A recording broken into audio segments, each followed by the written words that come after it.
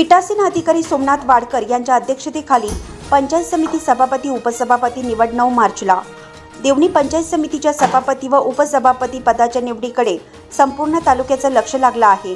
राज्यातील 12 जिल्ह्यांमध्ये स्थानिक स्वराज्य संस्थांच्या तिसऱ्या टप्प्यातील निवडणुका पार पडून अवघा महिना उलटत असताना पंचायत समितीच्या सत्ता स्थापनेची प्रक्रिया आता निर्णायक टप्प्यात आली आहे। जिल्हा परिषद व पंचायत समिती निवडणुकीचा निकाल 9 फेब्रुवारी रोजी जाहीर झाला होता।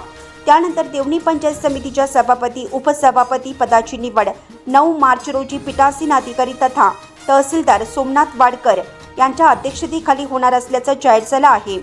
त्यामुळे तालुक्यातील 6 नवनिर्वाचित सदस्यांपैकी कोणाच्या गळ्यात सत्तेची माळ पडणार याबाबत राजकीय वर्तुळात उत्सुकता शिगेला पोहोचली आहे।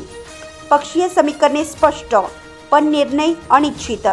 देवणी पंचायत समितीत एकूण 6 सदस्यांपैकी 4 सदस्य भारतीय जनता पार्टीचे विजयी झाले आहेत, तर 1 सदस्य भारतीय राष्ट्रीय काँग्रेस आणि 1 सदस्य राष्ट्रवादी काँग्रेस पक्ष अजित पवार गट यांचे आहे।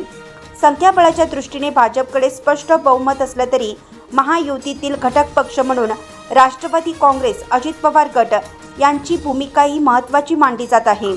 त्यामुळे सभापती पदासाठी अंतिम निर्णय पक्षश्रेष्ठींच्या चर्चेनंतरच होणार असल्याची शक्यता व्यक्त होत आहे।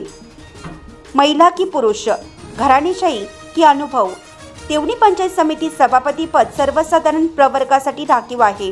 भाजपकडे 1 पुरुष आणि 3 महिला सदस्य आहेत। यापूर्वीही पंचायत समितीवर भाजपची सत्ता होती आणि महिला सदस्यांनी सभापती पद भूषवलं होतं। याच पार्श्वभूमीवर पुन्हा एकदा महिला सदस्यालाच संधी मिळणार का याबाबत चर्चा रंगत आहे।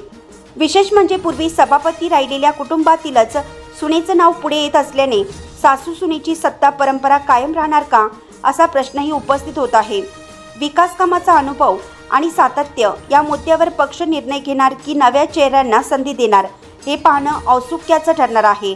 दुसरीकडे भाजपच्या महायुतीच्या घटक पक्षाचे एकमेव पुरुष सदस्य राजकीय घराण्यातील असून त्यांना विकास कामाचा अनुभव असल्याची चर्चा आहे।